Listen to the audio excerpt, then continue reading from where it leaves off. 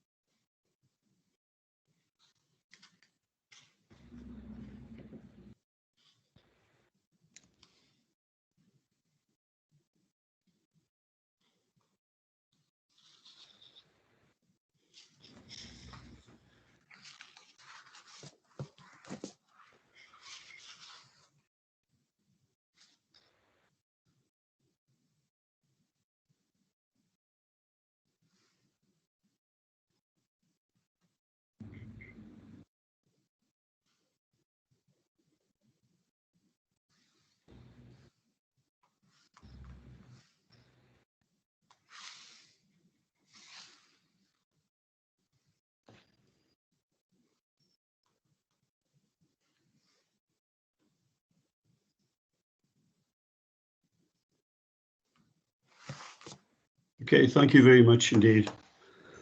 Right, before we start the formal meeting, you notice on your screen that this is being recorded, and will be played on the council website. Is that correct? Yes. That's correct, Chair.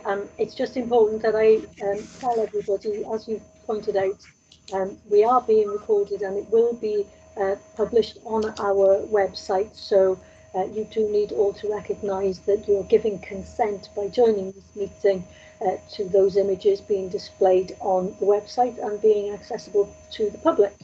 I think that's probably all. I know the Chair is going to deal with all of the usual sort of etiquette about these remote meetings, which I think most people are familiar with. So I'll hand back to you now, Chair. Okay, thank you very much. First of all, let me welcome our new representative for Bedlam Community Council, Richard Searle. Welcome, Richard. Thank you very much. I was going to be very organised and introduce you to all the members, but as you can't see them, it's going to be a bit difficult. Right, I mean, what's going to happen in the meeting is Caris and myself will have an open mic. You guys will be muted. So I don't know how we're going to work with this, Richard. Just say if you need to ask a question. The rest of you could kindly raise your hands so we can see, and we'll bring you in. Okay, thanks very much. Okay, let's go on to item 2. Apologies for absence. I don't think that there are any, Chair. Don't have any, Chair, no. Okay. Right, item 3, I will read this out with Richard being a brand new member. It's declarations of interest, and I will say I hope you've all had a chance to read the reports, etc. On the agenda. It'll save us quite a bit of time in going through everything because we've got a fairly full agenda. Members are reminded of their personal responsibility to declare any personal and prejudicial interest in respect of matters containing in this agenda in accordance with the provisions of the Local Government and Finance Act 1992 relating to the council tax, the Local Government Act 2000 and the Council's Constitution and the Members' Code of Conduct. Note, members are reminded that they must identify the item number and subject matter that their interest relates to and signify the nature of their personal interest. And where members withdraw from a meeting as a consequence of the disclosure of a prejudicial interest, they must notify the chair when they leave. Okay, you're happy with that? Right, we are now on item 4, a complaint to consider referral from Councillor Darren Roberts. Yes, Chair. So if I begin this item and then I'm going to hand over to Simon because he's going to need to deal with this for you. The subject of this complaint was a comment that was made on the pub website for a pub that is run by Councillor Geraint Thomas. And this, you're going to need to try and remember what life was like in March last year. because the nature of this complaint relates to when we went into the first lockdown, and a comment was posted on that pub website to say on the last day before lockdown started, let's party like it's 1999. So that was referred to me as a complaint.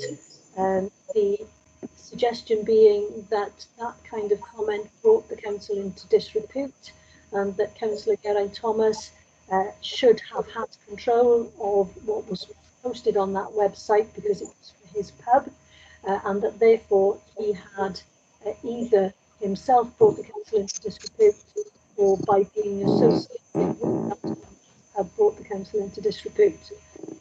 My initial feeling was that that was something that could be dealt with by way of informal resolution, but the complainant wasn't happy with it being dealt with in that way and wanted it to be referred to this committee.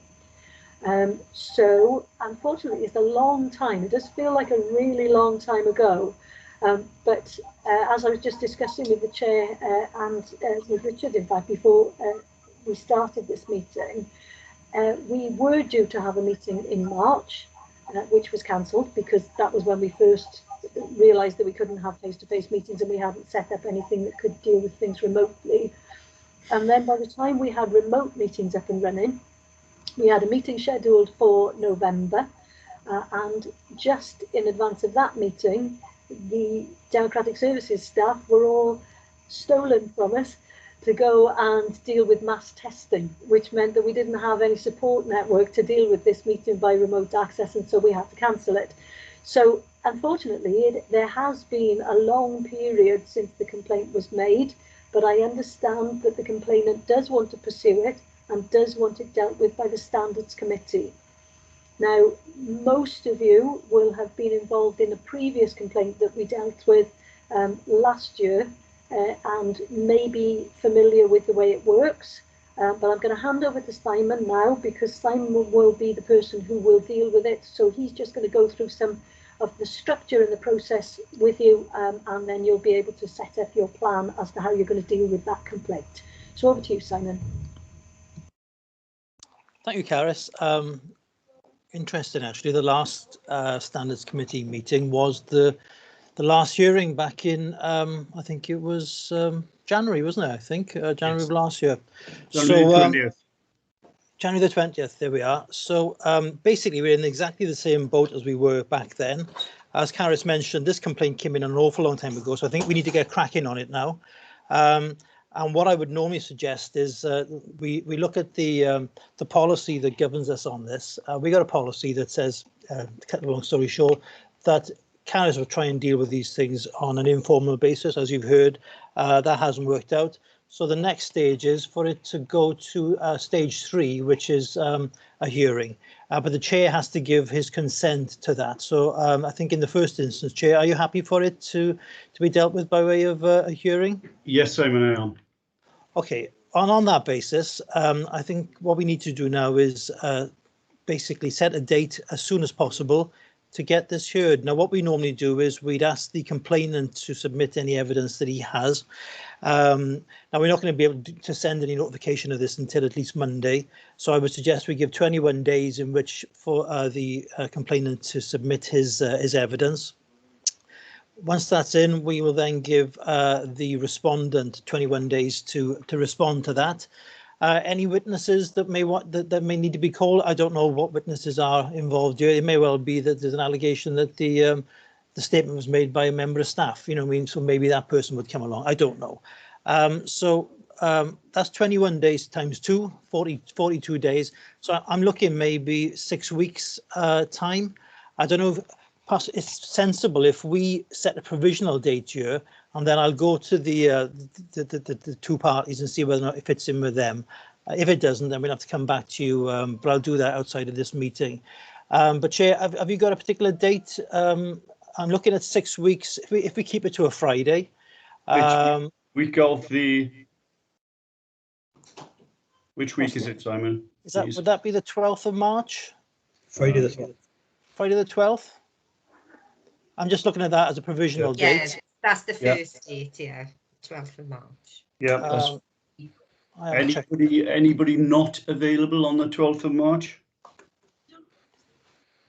That looks like a go then, Simon. Just checking my diary. No, I'm free as well. So if I Shall put we a note to you, Should we sorry. pencil that in then for the 12th of March? Yes, please. Particular time, Simon? Yeah, if you remember last time, Chair, I think we all met for an hour beforehand Yeah. to iron out any sort of questions we wanted to ask. I don't think this is going to take as long as the last one we had from Beddinog Community Council. So I don't think we need to set too long for this, but it's probably safe to set the full morning. If we say from, I don't know, 9:15 to 1, that should give us plenty of time to deliberate and put some reasons together as well. Yeah, fine. Everybody happy with that? Everybody available? It's okay with me. Yeah. Yeah, okay, so I'm Fine with me. 9:15. Sorry, 9:15 till, I said about 1 o'clock, if that's okay. yeah, okay. And Chair, what I'll do now then, after this meeting, I'll draft up an email. I'll let everybody know of that proposed date. And if they Sure. come back and say for any reason that they can't make that date, I mean, one option is that they give us written submissions. We can deal with it that way. But we'll see if there's any objections to it. I'll come back to you straight away. And Do you want a secondary date just in case you need to move it? I'll work the week after, just in case. Week after is fine. Anybody object to that? No problem. That's fine. We'll use that as a backup then, Simon, if you don't mind. That's the 17th of March, Chair, yes? Yeah. Okay, I'll do that then, and we'll get this heard as soon as possible. 19. Oh yeah, 19th. That is strong. I wasn't very good at maths. I had to resit my O level. That's the truth. That's fine. Thank you, Simon. Right, okay.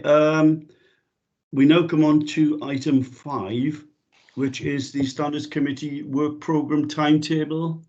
Over to you, Caris. Yes, so Chair, this has been split into 3 parts because what you normally do is you have your work plan, which has those 3 specific items which we deal with in the course of a year, and then any other matters which arise, we then tack into whichever meeting we've allocated to each of those particular matters. So because we didn't manage to do that last year, I'm just going to bring us up to date fairly quickly, and probably the easiest one to deal with is going to be the first one, the whistleblowing policy. And then what we'll do is we'll have a quick update on the other 3. Just to remind everybody, we have 3 main reports each year. We have one meeting we consider whistleblowing policy, another one we consider the Ombudsman's annual report, and then another one we look at corporate complaints data to see whether there are any trends in that. So what we can do is have a brief update on each of those today. I'm going to suggest that you then consider that whistleblowing has been dealt with for this year for reasons which I'll explain to you in a moment.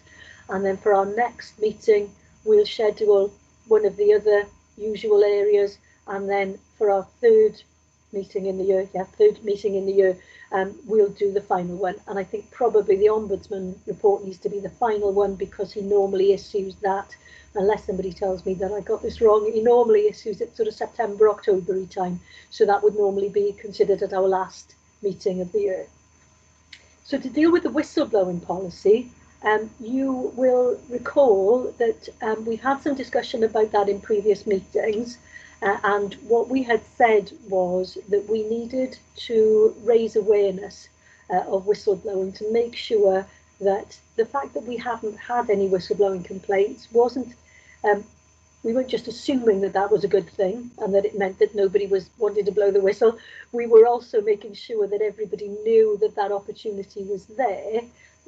But still, if they didn't make complaints then, that should mean that that meant there wasn't anything for them to blow the whistle about, or it would trigger some further whistleblowing complaints.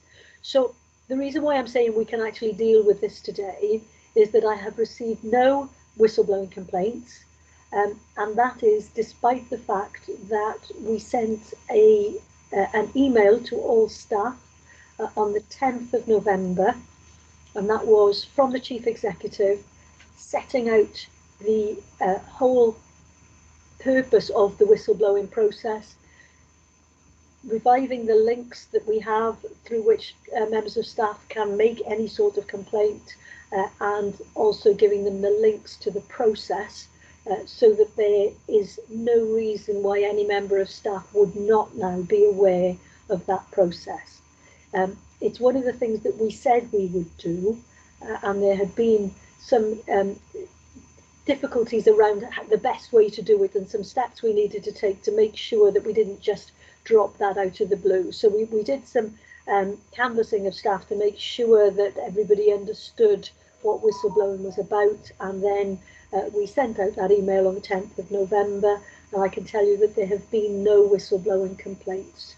So amongst all of the other things that are going on, and the different ways of working and all the other things that are going on, which are resulting in all sorts of issues for staff and things that need careful management and lots of communication, nothing has been brought through the whistleblowing policy, and therefore that is going to be the report for this year, is that we haven't had anything. Obviously, if something comes in, I will let you know as and when that's relevant to this committee.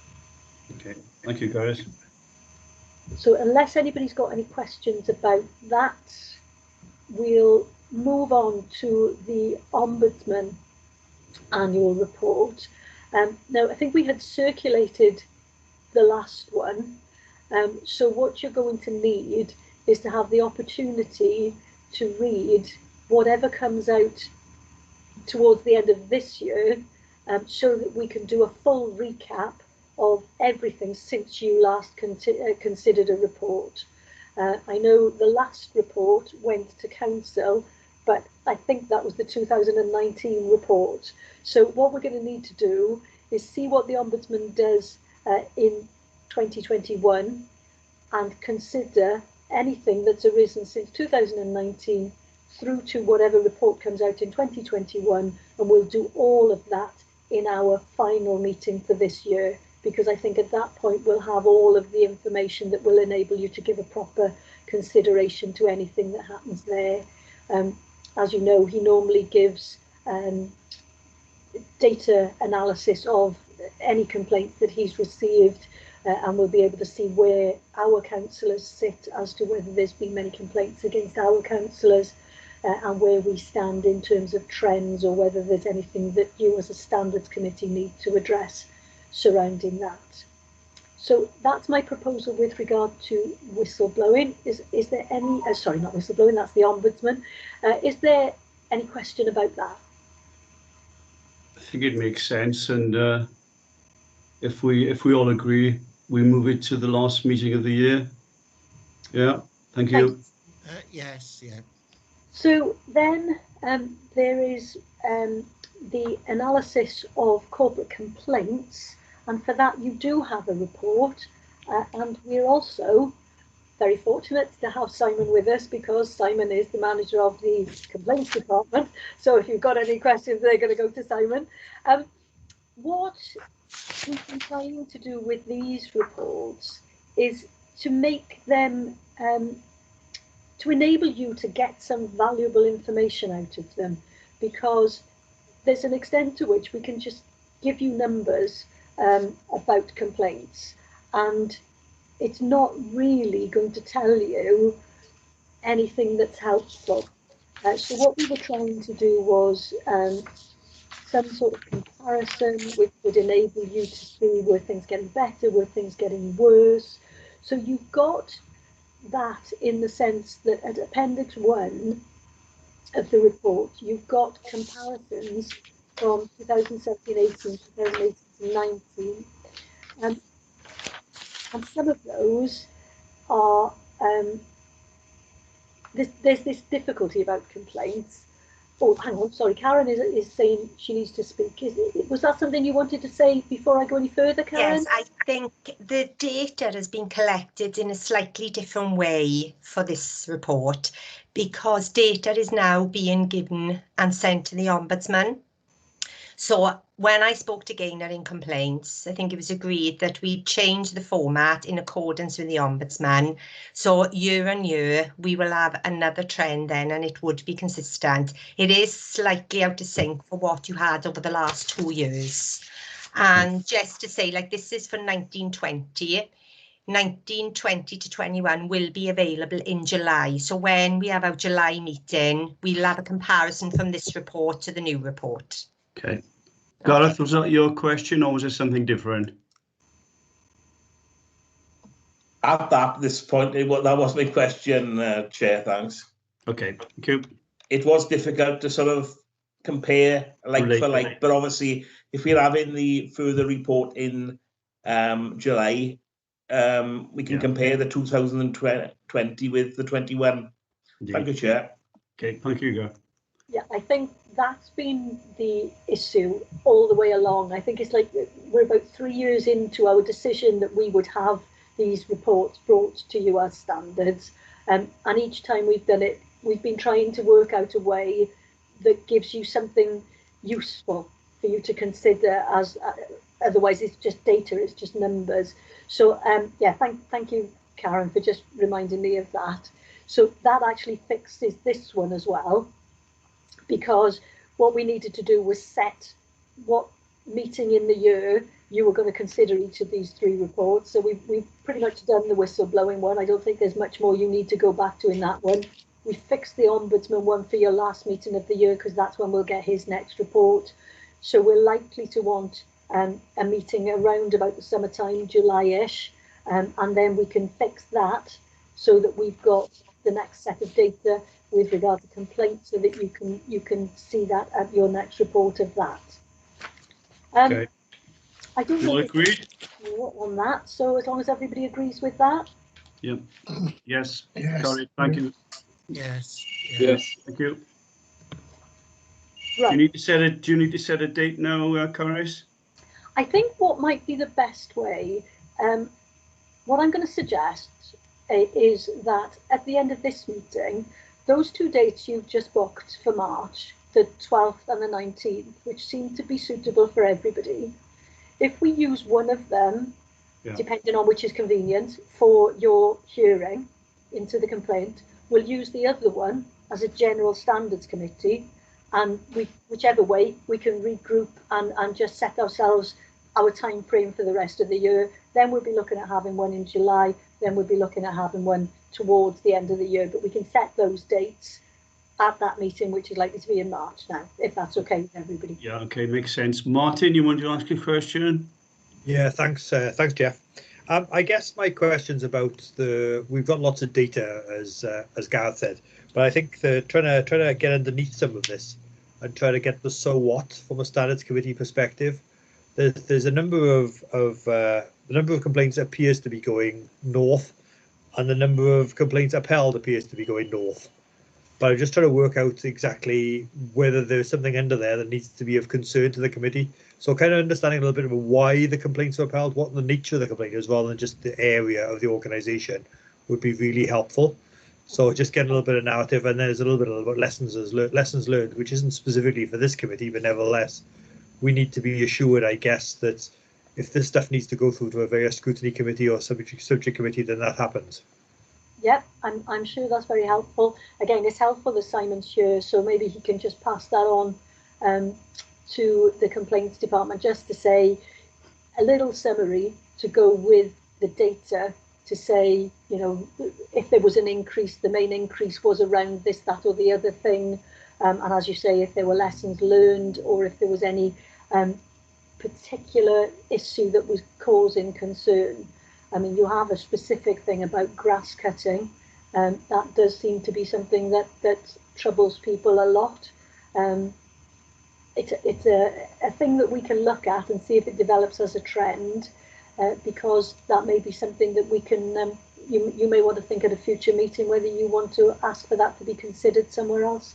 Okay. Couple of questions. Karen, did you want to come in?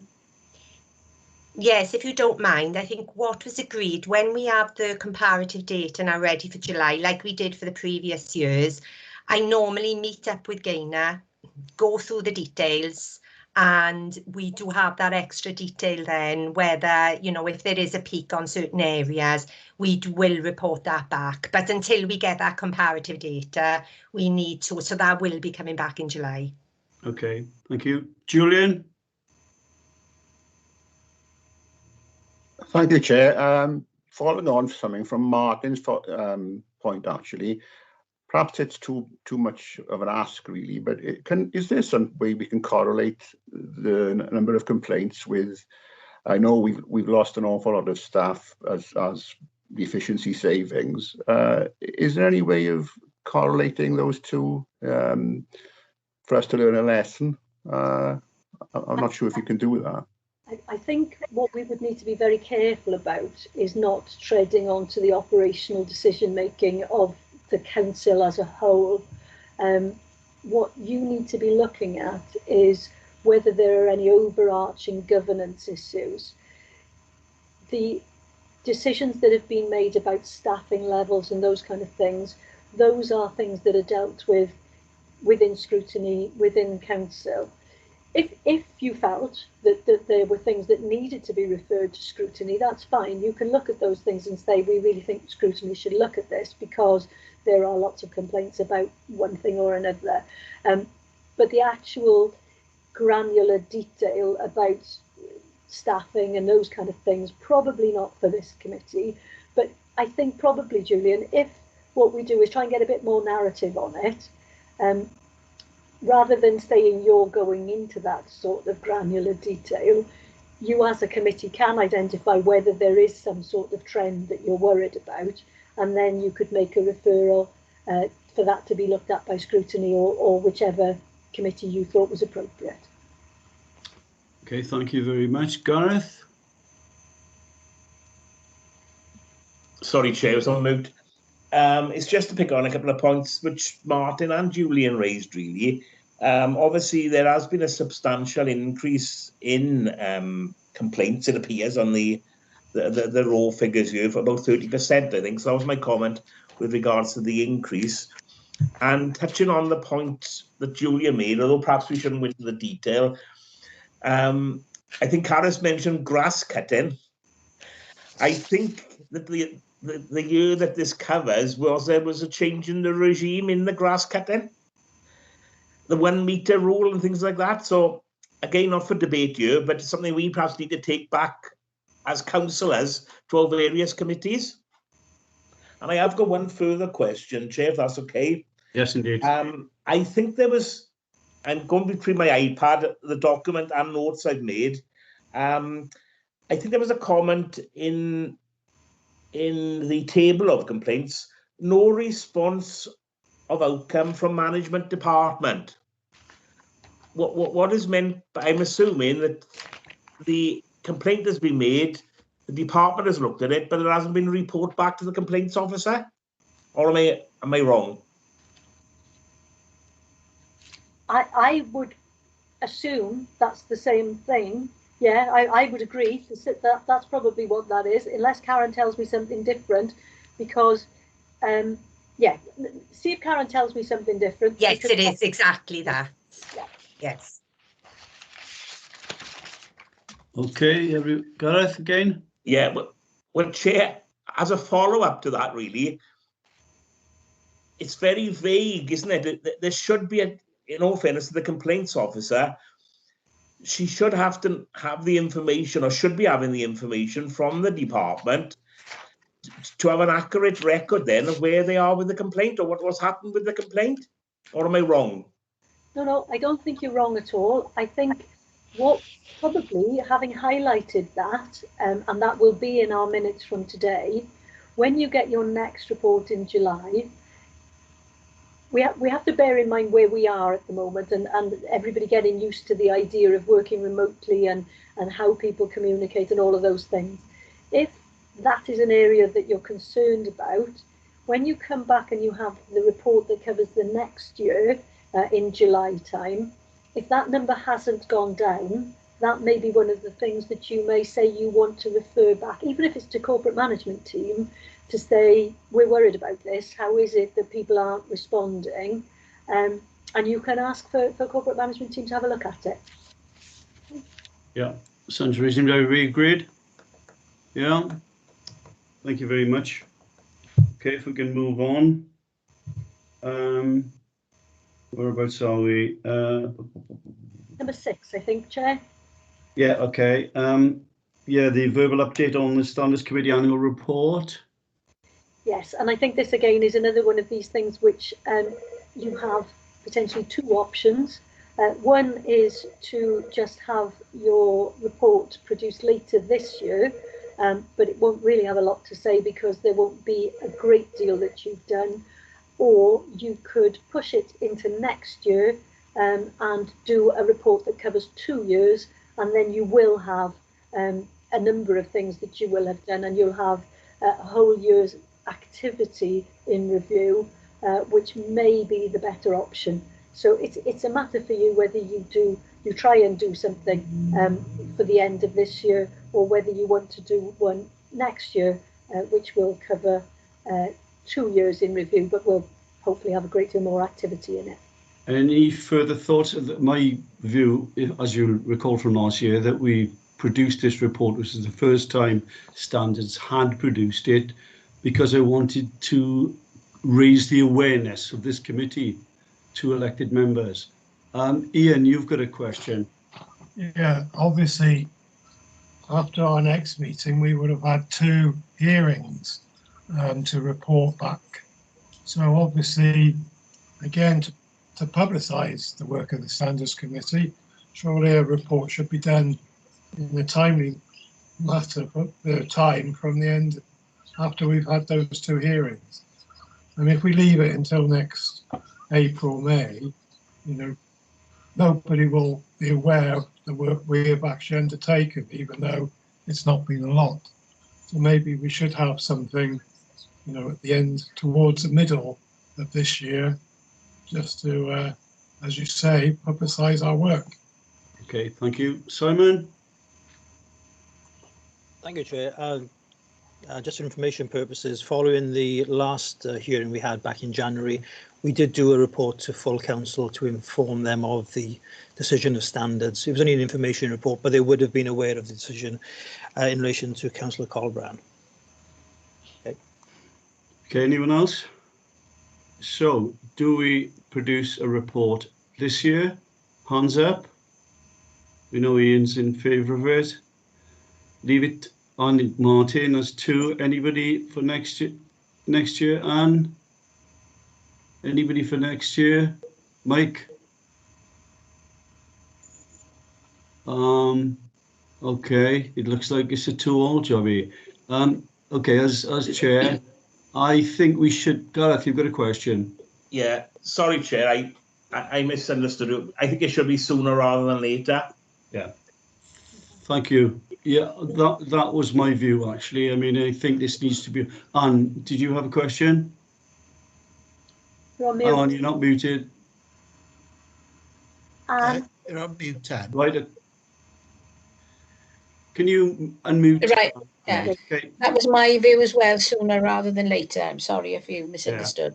Yeah. I think it should be fairly consistent, and despite they may have already heard by another avenue, I think we should do this as an annual reminder of what the committee is about and how we are overseeing things, quite frankly. Right. So the agreement is that we will produce something this year on the update on the Standards Committee, okay? Right, okay, thank you, members. What Karen and I will have a chat now and work out a realistic timescale to get something pulled together. I think we certainly need to let you make your decision about this complaint that has been mentioned to you today. So it won't be before March. I would imagine we'd be looking at something around about May. So depending on when we fix your sort of summer meeting, you may want to have it presented to you there for approval, and then it can be submitted through to council after that. I don't know if Karen wants to say anything different. Karen? With the July meeting, we're going to have the comparable data with the complaints. So do you want to hold that meeting? Because I think previously we agreed to have the annual report sometime September time. So at least the report on the comparative data with the complaints can actually be put into the annual report as well. Just a suggestion, that's all. Yeah, I think it makes sense. Yep. Are we okay with that? Yeah, fine, we'll go that way. Thank you very much indeed. We're on item 7 on the agenda, member code of conduct training. Yes, so this is something which arises from what Simon is just going to set out for you at number 8. You will all be aware that there has been a decision of the Adjudication Panel for Wales as a result of an inquiry into some complaints against the former leader. One of the recommendations that the Ombudsman and the Adjudication Panel seem to have made is that they want to ensure that there has been full training for all members on the Code of Conduct. Now, we make it a requirement that members have training before they sign their acceptance of office. So every member who is a member of the council has had training on the Code of Conduct. But it does seem that as time goes on, people drift away from their understanding of the Code of Conduct.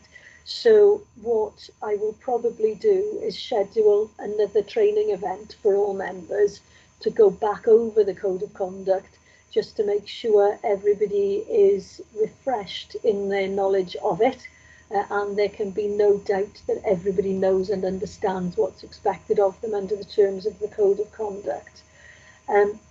That's all about that.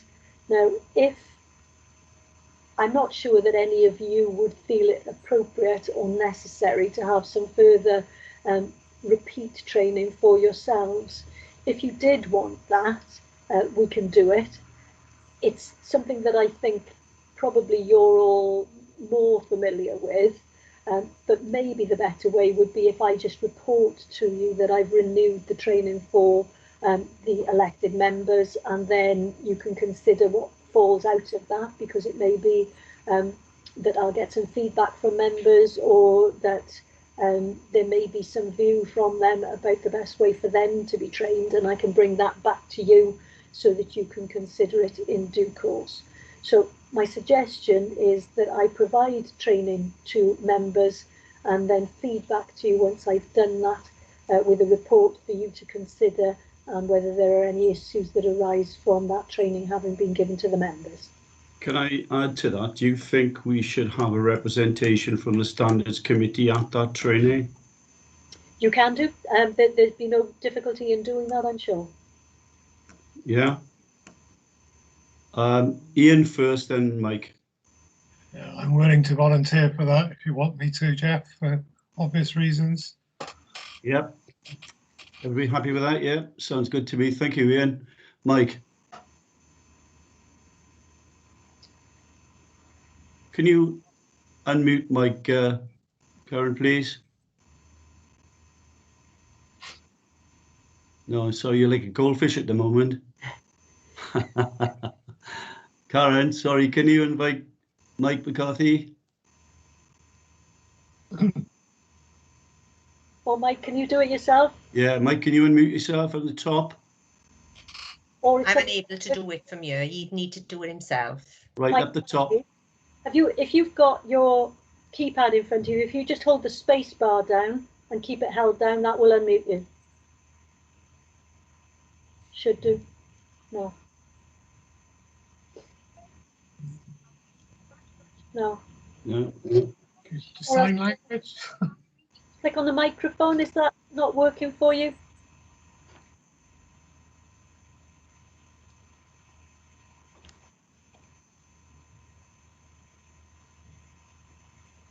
Or Is it the mute button at the top right, Mike, of the screen? Quite near the leave. Yeah. Mike, if we can't get you unmuted, can you put your question in the chat function along the top bar? Can you see the chat function next to the hand? If you click on that, which looks like a little bubble. you could write your question in there. Yeah. Okay, right. While we're doing this, Julian, you've got a question. If you can unmute Julian, please. Thank you, Chair. At the risk, really, of, by the way, I totally agree with Caris that it certainly won't, you know, it's worthwhile training members and refreshing their memories. But at the risk of being pedantic, the adjudication panel did recommend that it was simply the leader who should have the training, not all of us. So I wouldn't want it to reflect on us all. I may be pedantic, but I just wanted to make that clear to lay members that the recommendation wasn't that all members should receive it. It was simply the leader, the former leader himself. Yeah, sorry, I may not have made that clear. Yeah, that was the recommendation of the adjudication panel. The discussions I've had since have been that we probably need to renew that training for everybody, so that there's no doubt that everybody understands what's required of them. That's for elected members. It's certainly not meant to imply that the members of the Standards Committee require that. But yeah, you're absolutely right, Julian. That's what the recommendation was, is just for the former leader before he would come back from his period of suspension. I can see that Mike has managed to get off mute. I haven't running up. The only one thing I was thinking of is that if the governors are having an updated code of conduct, and one of our roles is to oversee the code of conduct, shouldn't we have the similar updating? It's absolutely a matter for you.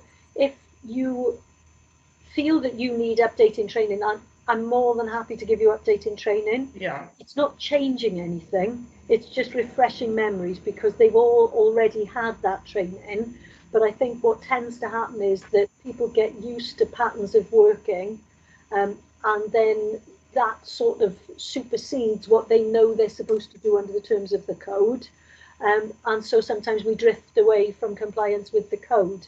So all I'm going to do is remind elected members of what the provisions of the code are and bring them back to that. I've got no difficulty with renewing that for you, but it's not that I'm giving them anything different. I'm just reminding them of what they already have.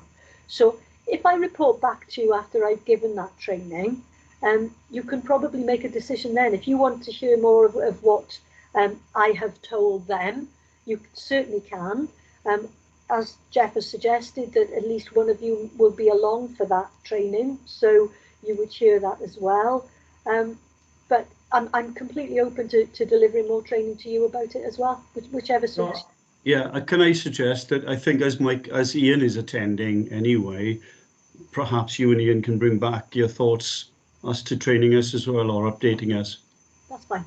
I'd be happy with that. Simon, sorry, Mike, Simon, do you want to jump in? Just a suggestion, if Caris is going to carry out that training for members, we could record that, and the Standards Committee could have a look at the recording instead of doing it twice or so. Okay, thank you. Mike?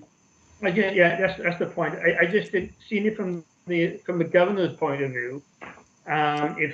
If it's deemed that they need an update in training, then as long as we have that information available to us as well, I don't think we can be seen as being out of sync with what's required for the governors. Yeah, because I don't think we can be seen as being like not part of the system. So if we are saying they need an update in, as long as we have the opportunity as well, that's fine.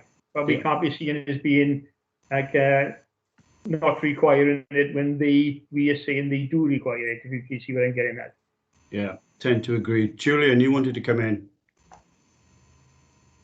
Yeah, thank you, Chair. Perhaps I'm missing a point, but Caris, is there any reason why the lay members of this committee can't simply join the elected members and have one big training session rather than having two? Is there any reason for that not having? No, there's no reason why. Right, so it won't be a training session, won't be a public meeting, so they wouldn't be joining in the way that the public can listen into a meeting like this. However, yes, we could extend an invitation to members of the Standards Committee to attend the same thing. I think we need to just be careful that we don't end up being not fish and not fowl, because if you are the people who are overseeing members' conduct as a Standards Committee, do you want to be part of the same training, or do you want to be part of slightly different training? And do you want, because you are going to have somebody present as your representative at that training, do you want also to be being trained at the same time? It's entirely a matter for you, but I think your objectives are slightly different from the objectives of the elected members in receiving that training. So I think Simon's point is really helpful. You could watch that training, and then if you have questions that arise from it, you could ask me those questions on a separate occasion. I'm not trying to keep you from the same training. It's just I think your approach to it would be slightly different, and you may have slightly different questions, which would not necessarily be the questions that the members would be asking. It's a matter for you. Maybe the thing to do is, I was going to say, maybe the thing to do is to let that training go and have Ian as part of it and have a recording of it, and then just see if there's anything that arises for you from that. Okay, Martin, you've got a question. I don't have an overly strong view of this, but just out of interest, I've recently become a lay member of the audit committee at Blaenau Gwent Borough Council, and I had my standards training as a result of that earlier this week, and that was indeed a mix of members and lay members. So they were doing refresher training if anyone was interested. So they most definitely run it as a mixed economy. I don't see a problem whilst we were trying to take different things from it. You know, we still sign up to a code of conduct when we join these committees as well, don't we? So it's relevant for us as members of this committee as well as us collectively as the committee. So I think it cuts both ways, I think. Okay, thank you for that. Julian, you still asking? The legacy hand, I think. Julian is moved again. No, it's okay. He was just telling us that was a legacy hand. Oh, right. Sorry. I muted myself, Clive, for a rare occasion. Nobody else said that, Julian. Well, we've got several things on the table there. I don't know what the general feeling is. I mean, number one, should we just leave it until the training goes ahead with the members and Ian attends, or should we be part of that and have a separate update on the code of conduct process, which I think if it's done for the members annually, it should be done for this committee annually. Any strong thoughts on that?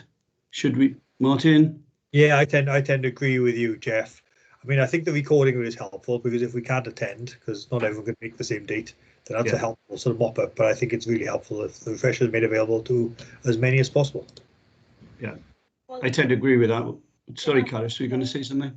Yeah, shall we just say that we'll fix the date to offer that training, and if members of the Standards Committee want to attend, then they can attend the training as well. That's fine. And if you can send us the link so that we can view it, the training online, we'll, it's up to the members then to have a look at that.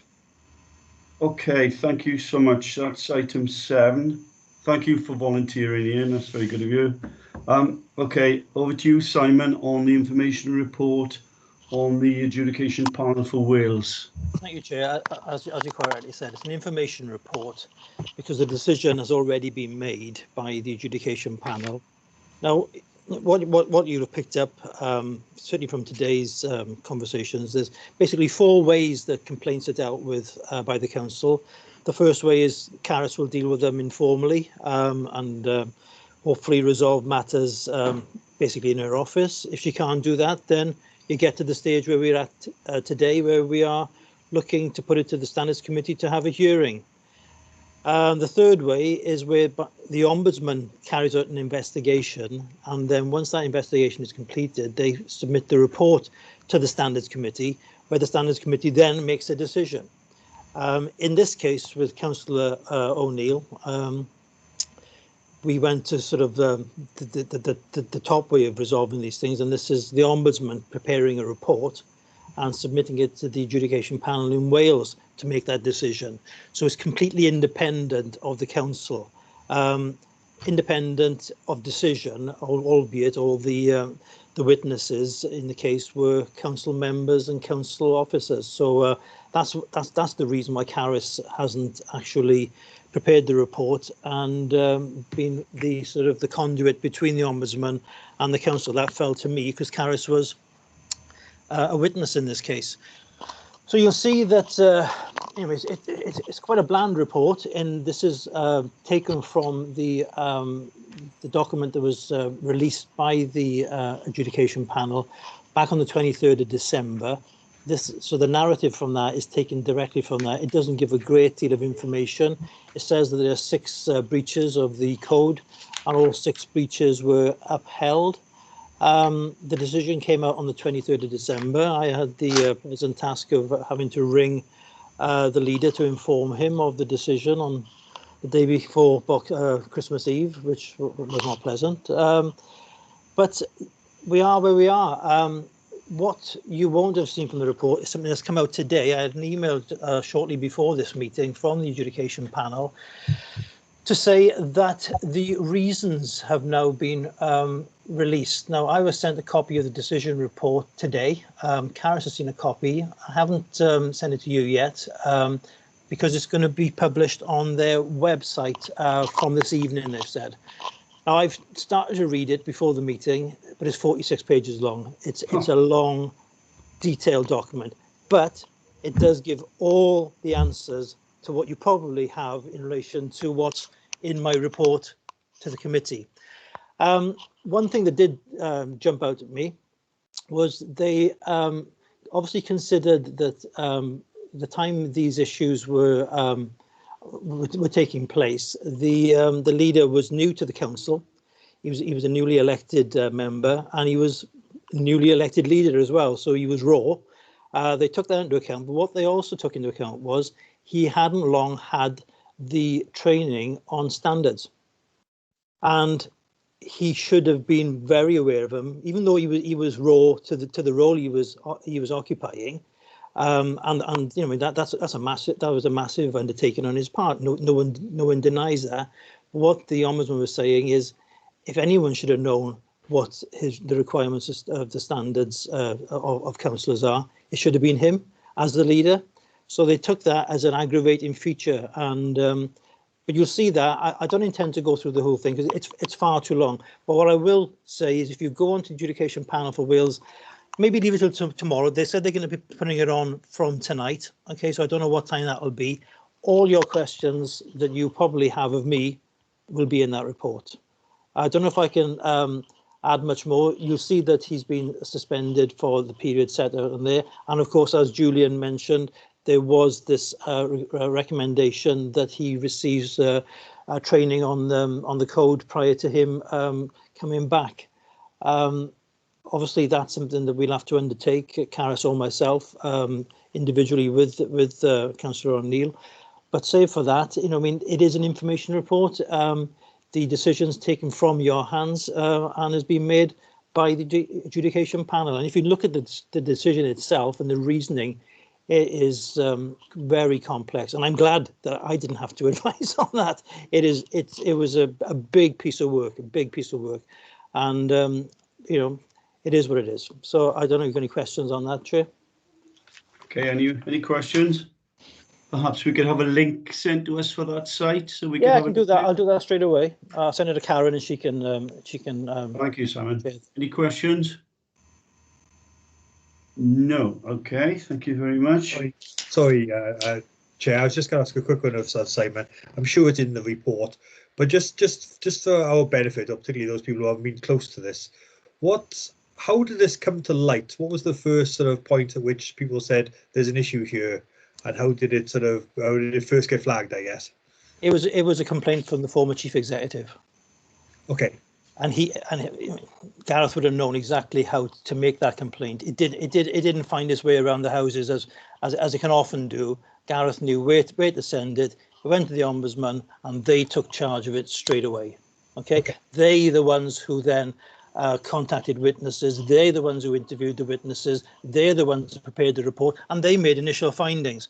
And then they sent that report to the adjudication panel, and there was a hearing. It was done on paper, which is something we can take on board if if we get any problems in future. There's no if they can do these things on paper, then I'm sure it's something we can look at. That's really helpful that the chief executive was able to do that. I wonder whether he was the first person who spotted there was an issue. I think we're straying into something which perhaps we are, Carys. There's a question here about standards, and it's kind of connected into whistleblowing. I think though that it'd be helpful to understand is whether there was a atmosphere where people didn't feel able to raise the issue, because the chief executive clearly is in a position where he is, he has position of authority in the organisation, which is clearly in a strong place than lots of other people. When you read the report, you'll see it was some very specific issues which were broadened into general breaches of the code. So they were very specific personal issues which were then interpreted as being breaches of the code. They were also technical breaches in the context that the code requires elected members to have due regard to the advice of various officers. So it was a very specific thing with regard to those issues. It's not something that we can do anything about, as Simon has indicated, that is something that was dealt with through the Ombudsman and the adjudication panel. But yeah, I understand the point that you make. But yeah, this was something that was very specific to that particular relationship. So, sorry, Chair. So I guess my final point on this is, as a result, when the report comes out and we have a chance to digest the 40-odd pages, will there be a sort of lessons learned report from the council itself to say what things can we do to improve? I hear training, but I wonder if there are any. There may be other things coming out which we need to do differently. No, this was about the former leader, and the sanction has been imposed on the former leader, and that will be the end of that. The only thing that we can draw from that is to ensure that everybody is aware of the terms of the code of conduct, and that's what we're doing. Okay, thank you. Thank you. Julian, you wanted a question. Yeah, well, I was actually going to come in on something else, but just to make plain to Martin, I'm not sure what he actually said is when Carys did say it was the former chief executive, not the current chief executive. But I was just going to, the main thing I was going to say was, I think it needs to be said is that the way these such things are handled in the local authority are very good, and Carys does a very good job of doing so. I speak as someone who's been summoned to the office many times and given a dressing down, but she does an excellent job at trying to handle them informally, and I've gone away with my knuckles wrapped, and it's been pretty good. So well done, Carys. She does a good job. She does a really good job, and if at all possible, things are resolved quite amicably. Okay, thank you, Julian. Anyone else? To present that as if he's always having to be hauled over the coals, because he's not. Thank you very much. So you will send. I'm a Facebook warrior. Sorry. Yeah, I said I'm something of a Facebook warrior. All right. Okay. Thank you, Simon. You'll send on the link very kindly, and you'll all have the opportunity to look at that. Okay. Thank you very much. That is item. I think Councillor Tovey has just indicated. I was just going to say, if all the councillors were taken off Facebook, most of these complaints would disappear, I think. The former leaders, nothing to do with Facebook, but most of the other complaints are due to Facebook. The only other point is to say, with the complaints with the former leader, he actually did it 2 years before he was reported, I think. there was a big gap, as Caris was saying. He was new to the council at the time, because the actual incident was in 2018, but they didn't get the complaint till July 2020, I think. No, I think we need to just be very clear about that. They had the complaint in March 2018. It took them 2 years to resolve it. Oh, I beg your pardon. 2019 was when the incident occurred. They had the complaint within 2 weeks of the specific incidents of which the chief executive was complaining. They had that within 2 weeks of that. It just took them 2 years to investigate it. Oh, sorry about that. It wasn't all that clear when I read it. Yes. No, I don't think they would make that clear, but that is what happened. If you think of my reports to you about complaints that are before the Ombudsman, twice I have told you that there is one that is outstanding and not yet resolved, and that was this complaint. Thanks for clarifying that, Caris. Thanks. Okay, thank you. Gillian, do you still have a question?